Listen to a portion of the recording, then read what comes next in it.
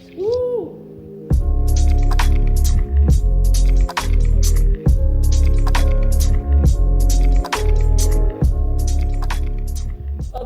sahabat Faith Lovers dimanapun berada, kembali lagi dengan kami dalam Faith Fighters Podcast. Faith, Love, and Worship. Wow, ini luar biasa. Hari ini kita kedatangan tamu-tamu anak-anak muda yang luar biasa ya.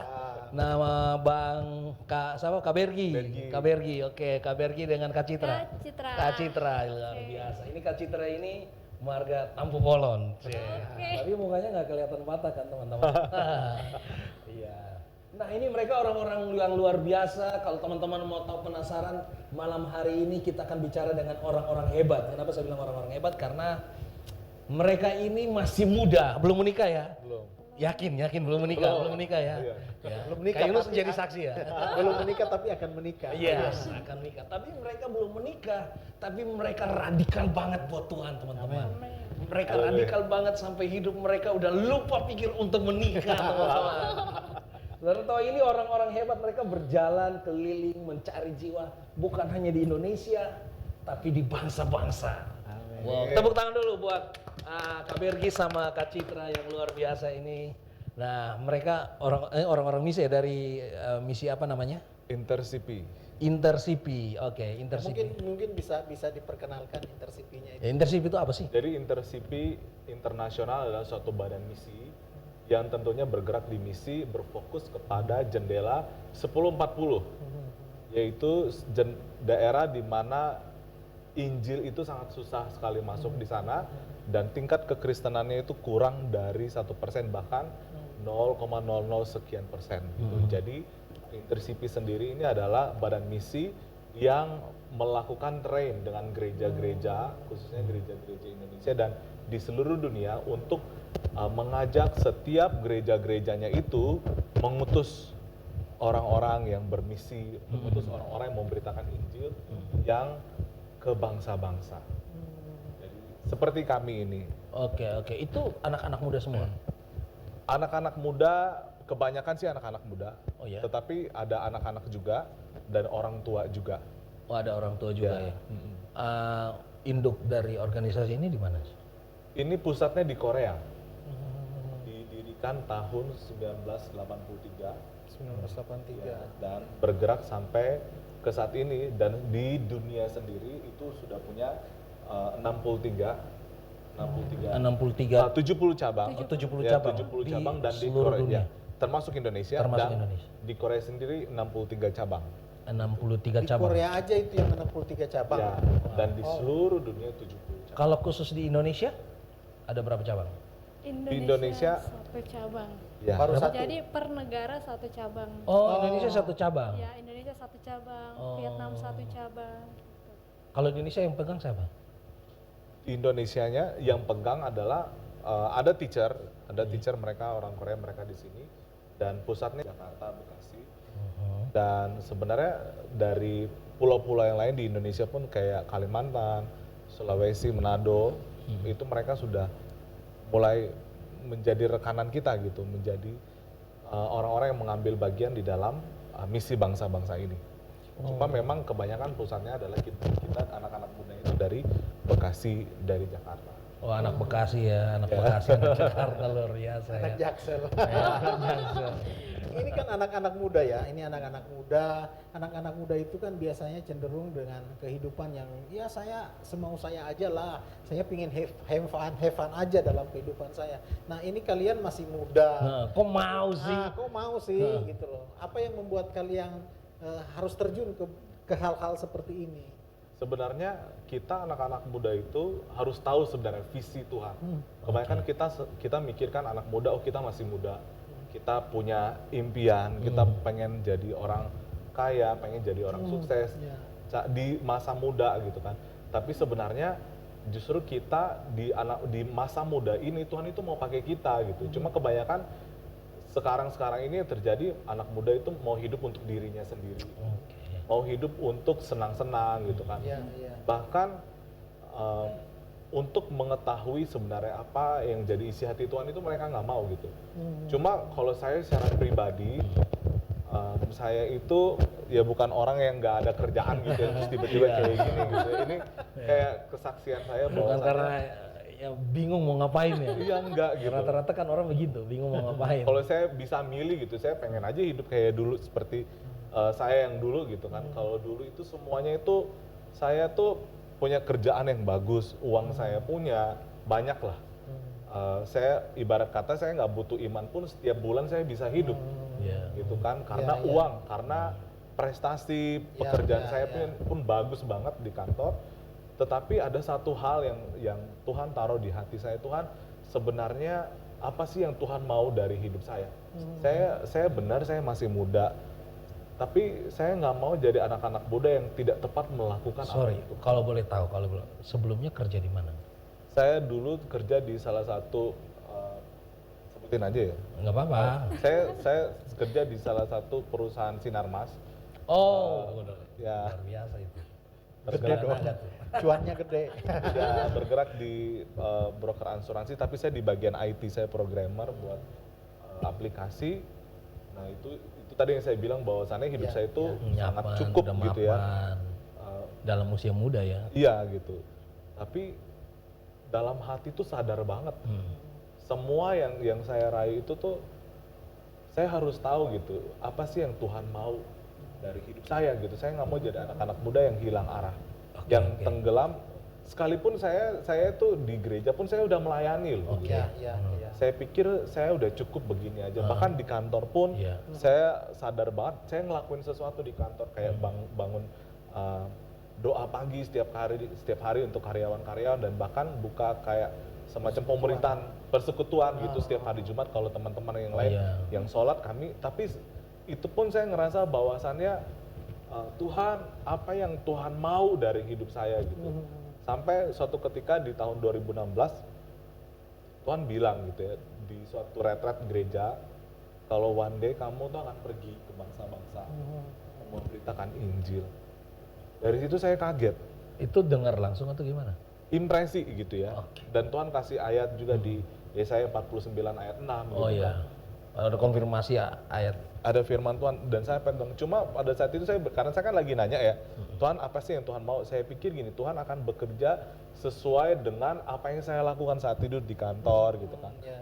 Pas saya dengar kayak gini, Nggak salah juga kan begitu? iya nggak salah juga gitu.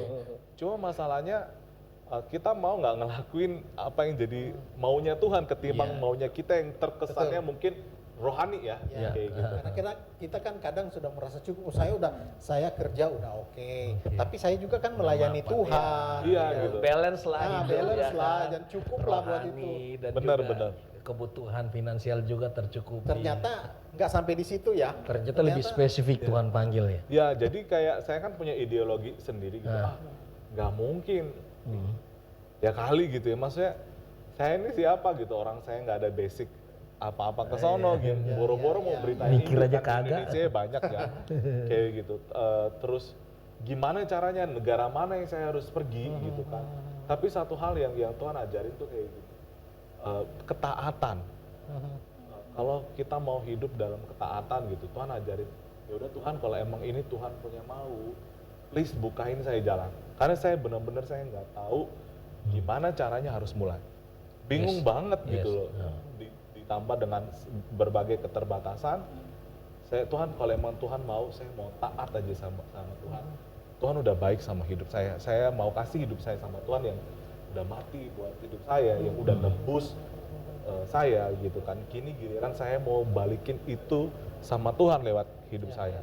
Dan akhirnya singkat cerita di tahun 2019 datanglah ada orang-orang Korea, Hamba-hamba Tuhan ya, ini, para misionaris Korea ini. datanglah bagiin tentang visi ini.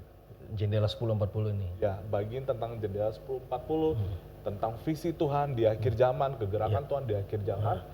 Saya pikir gitu kan, pelatihan ini hanya seperti kalau dulu kan saya udah sering banget ikut retret ya, kayak pemulihan hati, kesembuhan kayak apa, itu gitu-gitu tuh lah. kayak udah biasa gitu. Dan ternyata ini Nangis-nangis di dia punggung ya.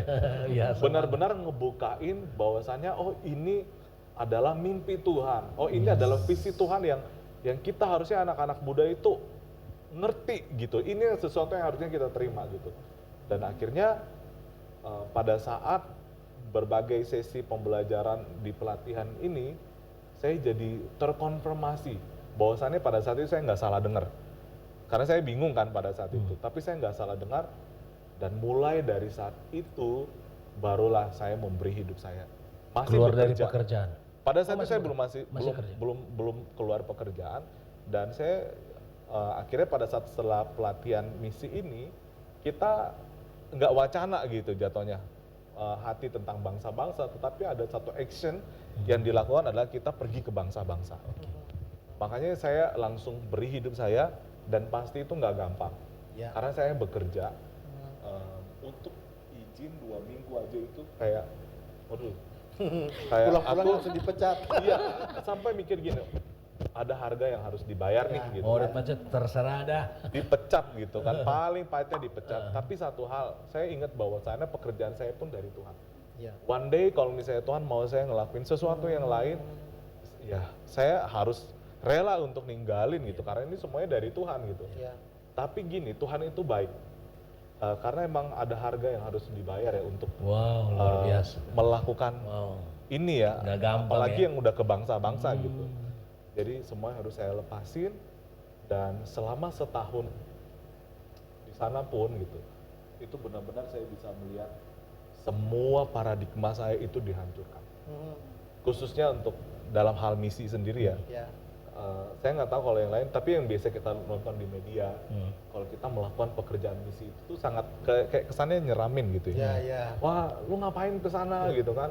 Belum Nanti apa-apa lu- udah dihantui dengan ketakutan. Iya gitu, takut nanti akan Dibunuh. dibunuh gitu kan, dibelek apa segala, sampai membuat takut. Tapi pada saat saya di sana setahun gitu kan, belajar bahasa lokal, ketemu dengan orang-orang lokal, semuanya itu tuh hilang. Tidak seperti itu, tidak menakutkan, justru malah saya bisa bilang, wah misi itu tuh have fun, makan-makan dari ya. Mereka kalau misalnya mereka nyambut kita, itu tuh kita orang Indonesia ramah, mereka lebih ramah lagi kadang gitu ya. Makan, keluarin semua, makan jebret gitu, bahkan sampai nahan-nahan kita untuk kamu tinggal di rumah saya yuk berapa hari gitu. Wow, Sampai luar biasa. sebegitunya gitu, dan bahkan sampai mereka dengar tentang Tuhan Yesus, itu tuh terbuka banget, terbuka banget. Dan selama saya di bangsa-bangsa pun saya nggak pernah ditolak gitu. Saya nggak pernah untuk memberitakan tentang Tuhan Yesus sendiri, saya nggak pernah ditolak gitu. Jadi Walaupun mereka agamanya ya sekalipun mereka Mereka ya bukan beda Kristen. gitu kan. Mereka bukan Kristen, tetapi mereka tuh sangat terbuka banget, dan bahkan sampai mereka percaya gitu sama Tuhan, dan bahkan mereka nerima Yesus.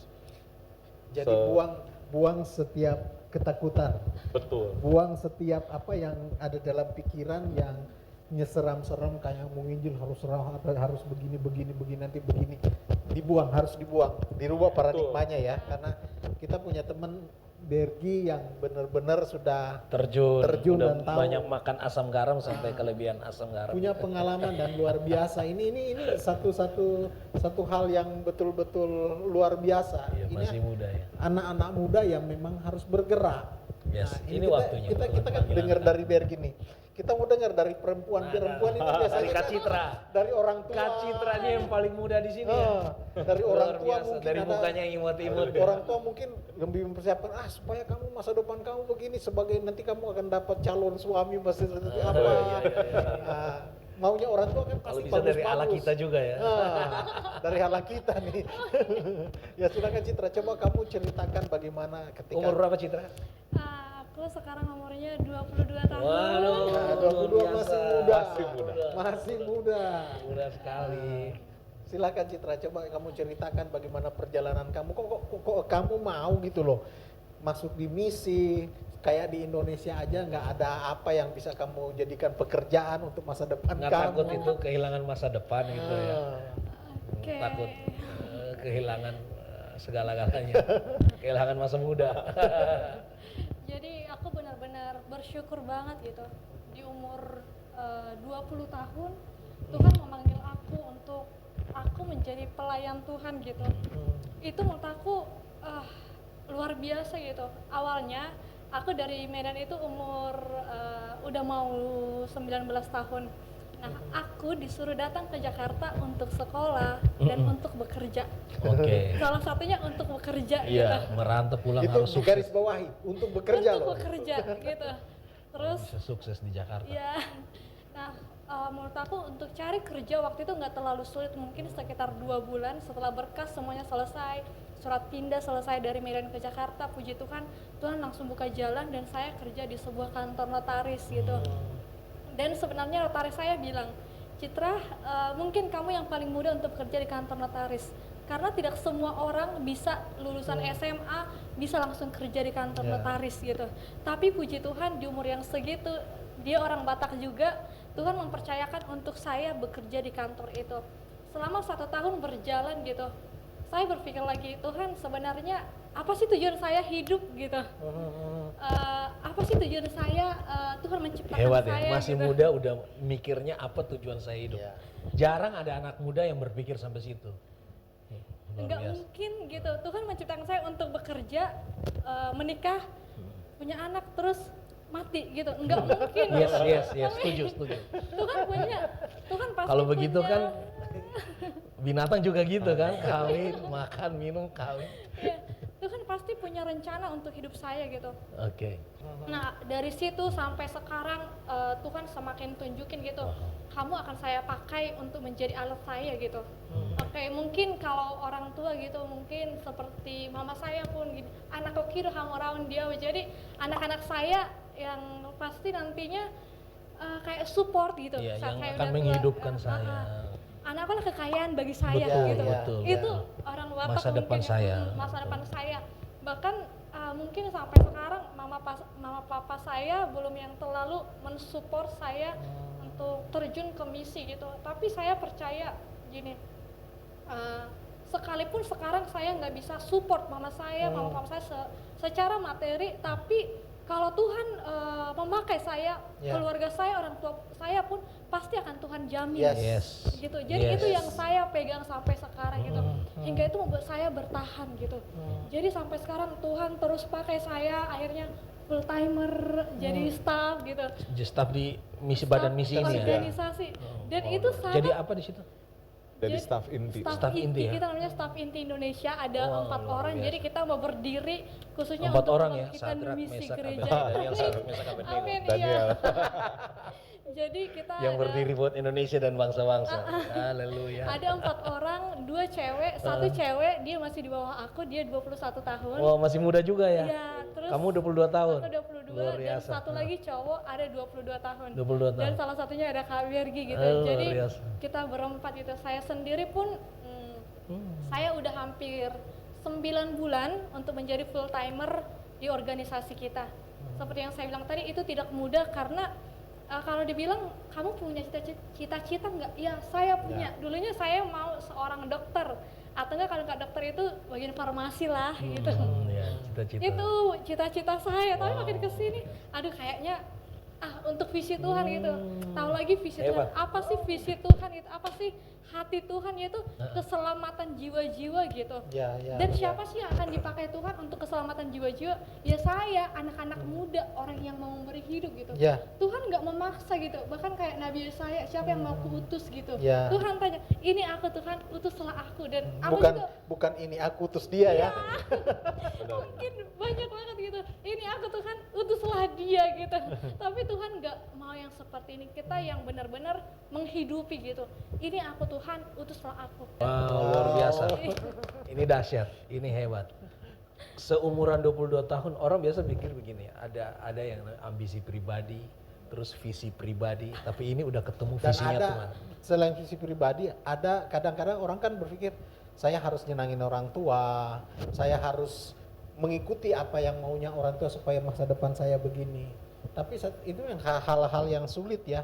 Apalagi kita harus mengambil sebuah keputusan yang memang banyak ditentang oleh orang-orang terdekat kita. Tapi saya diingatkan firman Tuhan bilang, barang siapa mengasihi aku lebih daripada orang tua, mengasihi orang tua lebih daripada aku, Terus ada ayat firman Tuhan juga bilang apa? Jika orang tua menolak engkau, aku menyambut engkau. Gitu. Jadi luar biasa dan benar sih memang sebenarnya seperti Citra bilang tadi, kalau misalnya ya saya melakukan apa yang menjadi kehendaknya Tuhan, pasti orang tua juga pasti akan Tuhan pelihara. Bagaimana caranya? Yes. Kita nggak tahu ya cara Tuhan. Tapi yang saya salut dan ini loh, api mereka ini loh, api orang-orang muda, karena tidak banyak orang muda yang mau terlibat di dalam Misi. hal-hal, apalagi ya mungkin buat mereka ini ya pekerjaan misi kayak kerjaan apa gitu. Padahal benar, tadi intinya adalah isi hati Tuhan, jantungnya Tuhan adalah misi Calling untuk jiwa-jiwa pribadinya Tuhan luar itu. biasa. Karena di dalam firman Tuhan, di dalam Alkitab itu paling banyak bicara tentang menceritakan kasih Tuhan, menceritakan damai sejahtera, membawa kabar baik. Kita tidak membuat seseorang menjadi orang Kristen, tetapi menjadikan orang lain itu percaya kepada Tuhan. Itu yang harus menjadi goalnya kita, karena Tuhan datang bukan buat satu agama, tapi Tuhan datang buat seluruh dunia, setiap manusia. Persoalannya kita mau terima atau enggak. Nah, buat anak muda, pergunakan waktu yang ada. Kenapa? Karena masa mudamu itu penting. Masa mudamu penting. Firman Tuhan di dalam 1 Timotius 4 ayat 12 bilang begini. Jangan seorang menganggap engkau rendah karena engkau muda, tetapi jadilah teladan dalam perkataan, perbuatan, dan sikapmu. Harus jadi teladan seorang muda. Dan firman Tuhan di dalam, sebentar saya baca dulu nih. Di dalam Mazmur 127 ayat 4, seperti anak-anak panah di tangan pahlawan, demikianlah anak-anak pada masa mudanya. Jadi faith lovers dimanapun Anda berada, ingat baik bahwa masa mudamu sangat penting dan engkau adalah aset kerajaan Allah. Betul. So pergunakan dengan baik. Yes. Iya. Dan ini luar biasa ya, Kak Bergi Citra dan sama Bergi. Kak Citra yang masih muda, terus berani mempertaruhkan hidup, bahkan segalanya, rela kehilangan segalanya demi hatinya Tuhan. Hatinya Tuhan yang luar biasa. Gak gampang, Gak gampang, gampang. bener. Saya jujur aja. Buat dapat hatinya Tuhan aja gak gampang loh. Itu harus orang yang bener-bener jatuh cinta banget. Sampai kalau mau dapat pasangan juga harus punya visi yang sama ya. Betul sekali. Ini luar biasa. Udah Ini luar harus. biasa. Ada orang kayak gini kan. Melayani Tuhan, masih muda gue melayani Tuhan, gue habis nanti kalau udah punya pasangan, nanti ya gue ikut pasangan gue gitu kan. Ya udah ini tinggalin lah, ini udah cukup masa muda. Tapi ini benar-benar pertaruhkan hidup sungguh-sungguh buat Tuhan. Sudah Sampai kalau dipertimbangkan matang-matang.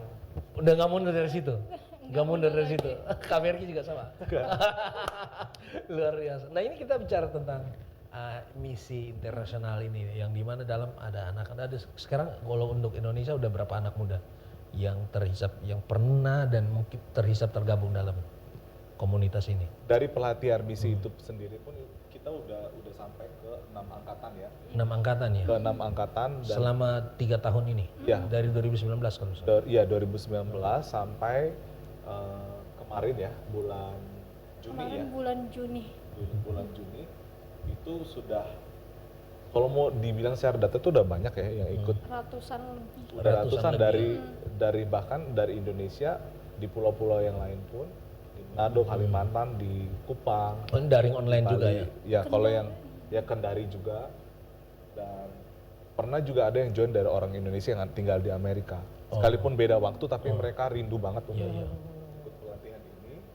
Dan untuk yang ke ladang misi pun itu semakin kesini tuh semakin banyak. Dari pertama saya 3 orang dan angkatan selanjutnya Kedua 4 orang. 4 orang. Habis itu sekitar 22, habis itu 24, dan sekarang ada 14 itu tapi anak-anak muda. Tahun ini anak-anak Ya. muda semua udah mempersiapkan diri untuk terjun ke misi bangsa-bangsa ini. Sudah Ya. terjun, sekarang sedang mempersiapkan, beberapa minggu lagi akan Oh, berangkat. beberapa minggu akan berangkat. Wah, luar biasa. Mungkin secara manusiawi kayaknya, apalagi kan sekarang anak-anak mudanya itu yang kuliah gitu. Mereka masih kuliah ya? Masih kuliah, mungkin masih tanggungan orang tua gitu. Ya, ya. Tapi mereka tahu gitu siapa yang memanggil mereka. Gitu. Yes. Kalau kita tahu siapa yang memanggil kita, pasti kita pun Wow, tahu kepada luar siapa biasa. kita akan berharap. Yes. Gitu. Jadi sekalipun secara manusiawi mungkin sulit untuk Mustahil berangkat, dan mustahil gitu. Mikir lagi mahal-mahal nih Iya. musim liburan. Tapi kembali lagi iman mengalahkan Yes, semuanya. Gitu. yes. Jadi justru di situasi seperti ini emang benar-benar anak-anak muda tuh harus bangkit dalam iman gitu ya. Yes, ini waktunya generasi muda ya. Banyak sekali sebenarnya situasi yang terjadi atas khususnya anak-anak muda gitu ya. Sehingga berpikir bahwasannya saya nggak bisa, saya nggak mampu. Sebenarnya kita emang perlu iman gitu loh untuk bangkitin situasi, untuk melawan setiap situasi. Karena sebenarnya inilah mimpi Tuhan gitu. Iya, iya. Tuhan itu rindu banget datang. Tapi di Matius 24 ayat 14, tapi kan Injil Kerajaan ini harus diberitakan menjadi Sampai ke ujung dunia. kesaksian Betul, betul. ke semua bangsa, barulah tiba kesudahannya gitu. Iya, iya. Jadi gimana caranya Tuhan Yesus datang kalau Injil ini tuh nggak diberitakan gitu. Kalau Injil ini malah kita keep. Kadang kan gitu ya. Iya. Gue anak muda, gue cukup terima Tuhan Yesus, Iya. keselamatan adalah di gue. Sementara sebenarnya Tuhan berikan kita keselamatan itu untuk kita juga bagiin Iya. ke orang lain gitu. Betul. Ke orang lain. Jadi udah jangan terus kita tinggal dalam zona nyamannya anak muda. Yes. Jangan terlalu kita fokus sama diri sendiri, sementara Tuhan mau pakai kita, gitu. Yes. Sementara Tuhan mau pakai kita untuk jiwa-jiwa yang justru nggak pernah dijamah sama Injil, sekalipun luar gitu. Bayangin aja gini, kita yang udah tahu Tuhan lama, itu struggle-nya luar biasa, jatuh bangun. Tapi gimana orang-orang di sana, anak-anak muda yang nggak ada Injil, yang nggak tahu yang Tuhan pernah Yesus, denger ya. itu tuh yang kosong, nggak ada harapan gitu kan. Hidupnya yang nggak tahu mau gimana. Dan itu akan menjadi tanggung jawab setiap gereja Tuhan. Itu ketika Tuhan berhadapan dengan gereja-gereja Tuhan akan tanya apa yang sudah kita lakukan ya. Karena jiwa-jiwa yang tadi yang tidak mendengar Injil, yang mereka yang hilang pengharapan, sudah putus asa, tapi kita nggak mau jangkau ke mereka. Gereja sekarang kan banyak mendirikan sesuatu yang ya kerajaan dunia lah, memperelok segala sesuatu dan lupa dengan misi, lupa dengan pesan Tuhan yang penting. Gitu Yes. loh. Pesan Tuhan yang penting itu kan memang harus pergi. Beritakanlah Injil. Beritakan Injil, ceritakan tentang Tuhan. Itu namanya kabar baik supaya orang-orang yang tadinya nggak punya pengharapan memiliki pengharapan kembali. Bukan hanya pengharapan di dunia, tapi sampai di akhirat nanti mereka punya pengharapan. Nah, mungkin dari teman-teman Citra maupun Bergi, mungkin ada sesuatu yang ingin kalian sampaikan ke Tips kalau gitu. anak Kayak gini muda loh, saya mikir gini, gimana sih? Kan mereka bisa pertama kali terjun nih ke negeri orang. Kesulitan yang tantangan-tantangan yang dihadapi di sana tuh kira-kira gimana sih? Lalu cara gimana menginjak? Kan mungkin ada sahabat-sahabat faith lovers ada yang tertarik nih pingin bergabung di dalam komunitas ini nih. Nah, tapi mungkin ada rasa takut karena kebingungan gimana sih misi. atau nanti bingung kesana saya- gimana ngapain? saya ngomongnya gimana, ketemu dengan orang asing Nah, apa. gimana tuh caranya supaya yang pernah dilakukan sampai saat di Takutnya sana? mungkin mereka berpikir saya kayak nanti dilepas tiba-tiba kayak ayam nggak ada ini. Nah itu takutnya kan gitu ya. Mungkin teman-teman perlu tahu. Jadi kalau misalnya untuk teman-teman yang akhirnya terjun di dalam misi bangsa-bangsa, itu udah pasti diperlengkapi lebih dahulu. Gimana cara kita mengenal suatu bangsa yang akan kita layani?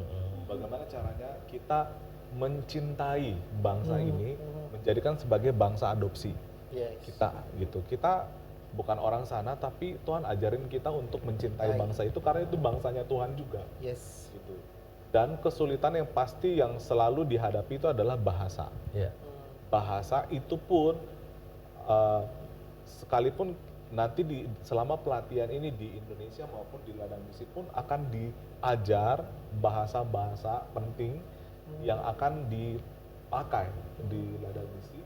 Tetapi yang terpenting itu adalah tuntunan Roh Kudus sih sebenarnya. Yes. Tuntunan Roh Kudus dan hati kita mau untuk membagikan tentang Tuhan Yesus ini ke orang-orang lokal. Dan kalau misalnya kita nemu kesulitan gitu, sebenarnya ini ya banyak mungkin anak-anak muda orang di luar sana berpikir kalau menginjil itu kayak gimana gitu. Saya kalau dulu saya punya pikiran kalau misalnya memberitakan sendiri, tentang awal-awalnya. Yesus, saya akan pakai baju yang rapi banget, terus Pegang bawa Alkitab. gitu kan, saudara-saudara kayak gitu kan di jalan. Tapi ternyata nggak seperti itu gitu. Ternyata memberitakan, Tuhan Yesus itu kita tuh menjadikan orang tuh teman. Sama aja kalau kita ketemu sama orang ngobrol, kamu namanya siapa gini gitu kan. Tapi waktu saya di ladang misi pun, nah sama seperti itu. Saya tidak yang kayak berusaha yang kayak gini. Saya mau jadi dia orang Kristen itu enggak gitu. Tapi saya mau bagiin tentang Tuhan Yesus. Ngajak dia ngobrol gitu kan, tanya keluarganya gimana gitu kan. Terus nanya dia, apa kamu pernah dengar tentang Tuhan Yesus? Mulai dari situ baru kita ngomong lebih lagi tentang Yesus, lebih lagi tentang Tuhan Yesus. Dan kalau mereka tertarik gitu kan, kita bisa jadi teman, kita bisa kontekan nomor, kita bisa hubungin mereka lebih lagi gitu kan. Kalau emang ya mereka nggak mau jadi teman kita, ya udah nggak apa-apa gitu. Dan Tapi sejauh ini pernah ditolak? Sejauh ini saya nggak, puji Tuhan saya nggak pernah ditolak ya. Gitu ya? Mungkin ada beberapa teman-teman yang lain pun ngalamin kesulitan, ngalamin ditolak. Tapi kami sama tim kami, orang tuh welcome banget gitu. Nggak tahu ya mungkin apa ngobrol apa, tapi hebat sih gitu. Justru malah kita yang di satu momen itu, ayo dijamu di rumahnya, disuruh tinggal gitu ya di rumahnya untuk. Dan ya seindah itu gitu, semenarik itu gitu untuk melakukan misi. Satu poin sih yang saya dapat dari cerita tadi, itu jangan pernah mengkristenkan orang. Jangan pernah mengkristenkan orang, tapi buatlah dia itu mendengar tentang Tuhan, mengenal Yesus. Itu aja sih sebenarnya. Intinya kan tadi, karena kalau kita sudah membawa agama, itu kan hal yang paling menjadi hal yang alergi orang dengan agama gitu. Jadi jangan pernah membawa agama tapi bawalah wangi-wangian Kristus, harum-haruman Kristus kan, pikiran-pikiran Kristus, cara hidup Kristus, itu yang akan membuat orang merasa damai. Tapi kalau ke sana itu misalnya kita diutus nih, kita di training di sini, di sana pun di training pastinya kan. Waktu kita misalnya pergi penginjilan itu ke tempat umum kan pasti? Ya. Itu sendiri-sendiri? Oh enggak, kita tidak pernah sendiri. Oh ya. Sebenarnya ini sama yang dilakukan di Lukas 10 ya. Berdua-berdua pada saat ya, itu berdua-berdua. Oh. Paling nggak bisa sendiri. Iya, takutnya sendiri kagok. Lari gitu ya. Gua nggak pernah. Jadi selalu berdua-berdua minimal. Iya. Belajar dari gurunya dong. Belajar dari Tuhan juga mengutus berdua-berdua. Berdua-berdua. Dan kalau misalnya di pelatihan ini pada saat kita ke bangsa-bangsa, itu pasti kita akan ke desa-desa, ke kota-kota lain. Mencar gitu. Jadi nggak yang di satu kota, tapi benar-benar kita mencari orang-orang damai seperti Itu kayak ini ya, kalau saya ngebayangin itu kayak kita dalam sebuah petualangan loh. Dan itu menarik banget. Oh, itu seru banget. Seru banget. Beberapa orang kebanyakan kalau udah dari sini sebelum ke sana, nanti gimana ya kalau misalnya kesesat. Betul. Nanti gimana ya kalau misalnya. Tapi udah beberapa angkatan ini nggak ada gitu cerita. Terjun ke sana ternyata sesimpel ini dan semudah ini ya. Jadi ketakutan-ketakutannya itu tuh nggak terbukti. Betul. Gitu. Justru malah nagihin. Gitu. Aduh, gue kapan lagi Kalau sana gitu. berasa 2 minggu itu cepet banget ya. Iya, makanya kayak Tuhan itu benar-benar naruh hati selama 2 minggu gitu, bahkan saya pun yang setahun gitu, sampai yang Pernah setahun? Saya setahun, saya udah 2 minggu yang 2020, dan kayaknya saya memutuskan untuk kembali lagi Selama setahun. Wow, luar biasa. Dan makanya saya bisa bilang bahwasannya menyenangkan gitu. Ya. Tangan masih 2 gitu. Nggak ada yang kurang ya. Itu yang seindah itu gitu. Kalau misalnya kita anak-anak muda takut, aduh saya buktinya deh gitu. Saya ya nggak usah ngomong baik, bisa ngeliatin saya masih kayak gini gitu. Makanya Tuhan itu keren banget. Dan satu hal lagi, anak-anak muda itu dinantikan oleh bangsa-bangsa. Anak-anak muda, khususnya anak-anak Indonesia. Oh iya. Karena Mereka welcome buat anak-anak. sangat buat orang Indonesia lagi ke bangsa-bangsa itu tuh udah aksesnya kita tinggal pergi aja. tinggal memberitakan Injil aja, tinggal memberi diri aja. Nah ini teman-teman nih, kalau seandainya pingin gabung dan pingin belajar nih, kira-kira ada program khusus nggak ya untuk pelatihan-pelatihan gitu, untuk pelatihan misi? Kira-kira dalam tahun ini ada nggak? Oke, jadi sebenarnya kalau untuk pelatihan misi, kalau sekolah misi itu kita mengadakan 2 kali setahun. Oh 2 kali. Ya, jadi mereka nanti Di yang bulan akan apa sampai bulan apa? Jadi itu di bulan Maret, April, dan juga di bulan Oktober. Oh gitu. Oktober. Berarti Jadi, ini bulan Juli. bulan Oktober ini. Oktober ini ya, tahun ini. Jadi ada 2 kali setahun untuk pelatihan misinya, dan untuk berangkat pun ada 2 kali setahun. Jadi berangkat di musim panas dan berangkat di musim dingin. Oh ya, musim panas berarti bulan-bulan sekarang. Iya, bulan-bulan sekarang ke bulan Ya. Agustus gitu akan Agustus ya. berangkat. Kalau musim dingin? Bulan Januari musim salju. Januari musim salju. Ya, Saya jadi pilih yang- musim salju deh. Iya, jadi ada namanya program pelatihan misi itu sebenarnya cuma 7 minggu setiap hari Sabtu gitu. Tapi sebelum kita melakukan pelatihan misi, kita ada namanya camp itu. Oh, Jadi camp. camp global. Jadi camp global ini bukan cuma Indonesia yang hadir gitu. Bukan hanya Jakarta gitu. Bukan hanya Jakarta gitu. Seluruh tapi Indonesia, seluruh dunia. yang pertama seluruh kota-kota di Indonesia. Jadi dari Papua, dari Medan, Oh, ada teman-teman baru juga dari ya. Manado datang berkumpul Wow, bersama. bisa kenal bareng Terus ya, teman-teman tapi yang- ini hybrid gitu. Jadi Indonesia akan melakukan Tapi kalau di Jakarta udah maksudnya kalau Onsite. onsite. di Jakarta hanya onsite, tidak ada online-nya karena sekarang apalagi anak-anak muda rindu Ya, nggak sih yang betul, kumpul bersama betul, gitu. Pasti kan satu orang dengan Tapi rame-rame onsite itu berbeda. ada juga yang online ya. Ada. Jadi pas online itu hari itu. hanya untuk negara-negara yang lain. Kalau untuk Indonesianya sendiri itu offline. Jadi menghubungkan kita dengan jadi kayak hybrid gitu Oh, loh. hybrid gitu ya. Jadi semua negara-negara secara serentak, secara Ikut global, bareng-bareng di camp ya. kita denominasi Nah itu kapan tuh? akan diadakan di tanggal 3 sampai 6 Agustus. Nanti untuk siapapun yang bisa akan join ke camp ini akan iya. diinfokan lebih lagi. Gitu. Nah dari sini di camp ini kita akan bisa ngeliatin perspektif kita tuh secara global gitu. Tuhan sedang bekerja membangkitkan gereja-gereja secara global. Jadi nggak tanya lagi kalau kamu dari gereja mana, kamu dari gereja mana. Yang penting gereja global itu bangkit dan rata-rata itu adalah anak-anak muda yang memberi hidupnya untuk taat kepada visi Tuhan. Yang taat untuk benar-benar mau melakukan udah bukan lagi visinya tetapi visi Tuhan. Jadi anak muda kan yang enak kalau yang ngomong anak muda ke anak muda Ya. gitu ya.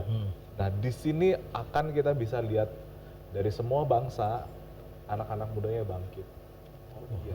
Jadi benar-benar ini kita nih anak-anak muda ini harus bangkit gitu Yes, ya. anak muda Indonesia harus bangkit. Khususnya anak-anak muda Indonesia itu potensialnya luar Ya, biasa. Itu yang sangat dinanti-nantikan oleh bangsa-bangsa. Yes. Jadi harusnya kita prepare gitu ya akan hal ini. Nanti akan ada di camp ini selama Oke, 3 hari. camp ini namanya Global Vision Camp. Ya, Global Vision Camp. Tanggal 3 sampai 6 Agustus 2022. Nanti Ya. mungkin teman-teman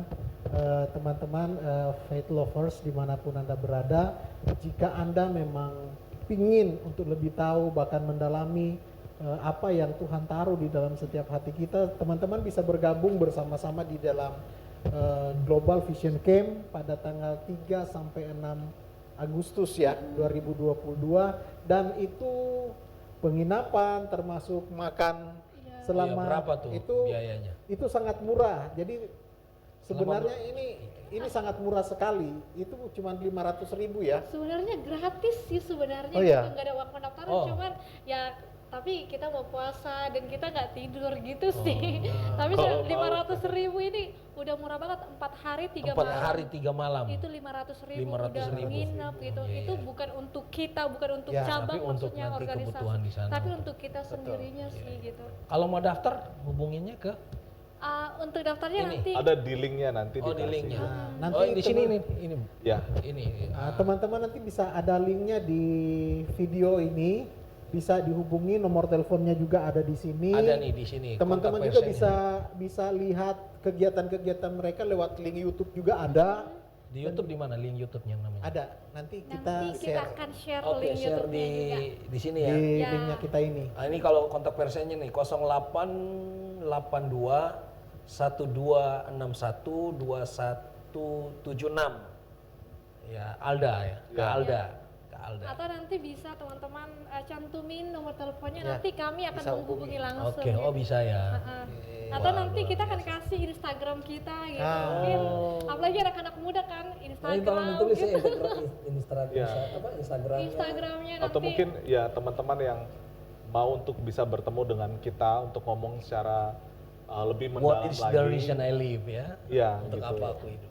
Bisa gitu, kita bisa untuk berbagi dan bisa bagi ini sama teman-teman semua yang ada di rumah yang udah nonton. Jadi pastiin bahwa nggak ada yang kelewat gitu ya. Yes. Luar biasa. Wow. Ini luar biasa nih anak-anak muda, kalau istilah saya anak-anak muda yang berani menantang arus. Ya. Menantang arus. Hari gini kan orang cari pekerjaan, cari kesuksesan. Betul sekali. Cari kenyamanan, kemapanan hidup. Selagi muda harus sukses pada masa muda. Tapi ini cari visi Tuhan. Amin. Luar biasa dan berjuang habis-habisan untuk visi Tuhan. Mungkin ini mungkin ada closing statement dulu ya Oke. sebelum kita akhiri perbincangan kita malam hari ini. Mungkin dari Citra ada closing statement buat teman-teman pemuda di sana, para faith lovers, silakan. Oke, untuk anak-anak muda Indonesia, kita semua, saya, kalian itu sangat dinanti-nantikan gitu. Dan satu yang saya pegang dari satu ayat Alkitab yang menyentuh hati saya itu doa Nabi Habakuk. Bahwa dia berkata, saya ingin melihat kemuliaan Tuhan dinyatakan di generasi saya. Wow. Artinya selagi saya masih hidup. Itu jadi teman-teman pun bukan saya nggak mau cuman saya yang dipakai Tuhan, tapi kalian semua pun kita akan dipakai Tuhan bersama-sama. Ya, mungkin dari Bergi. Satu hal yang saya mau bagiin buat anak-anak muda semua di luar sana yang nonton, bukan visiku tetapi visi Tuhan. Amin. Ketika kita taat, Wah, luar biasa. Tuhan bekerja. Mari kita sama-sama hidup dalam visi Maranatha karena Tuhan mau datang. Jadi pastikan bahwa kita bukan jadi pekerja-pekerja kebun anggur yang nganggur gitu ya. Karena Tuhan mau pakai kita lebih lagi lewat perkataan kita, lewat hidup kita kasih buat Tuhan, bukan lagi buat diri kita sendiri. Kita Indonesia, anak-anak muda Indonesia, kita nih anak-anak muda, kita harus bangkit jadi generasi yang menuntaskan amanat agung. Wow. Yang menyelesaikan amanat agung di bangsa-bangsa. Amin. Tuhan pakai kita lebih. Yes. Oke, nah ini perbincangan kita sangat menarik dan sudah berakhir sampai di sini. Teman-teman faith lovers, boleh kalau tertarik untuk ikut gabung dalam acara camp ini, acara camp Global Vision Camp tanggal 3 sampai 6 Agustus 2022. Kalau tempatnya di mana?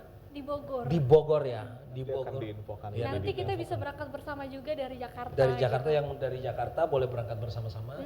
Nanti hubungi Kak Bergi sama Kak Citra dan juga Kak Alda yang ada di kontak personnya.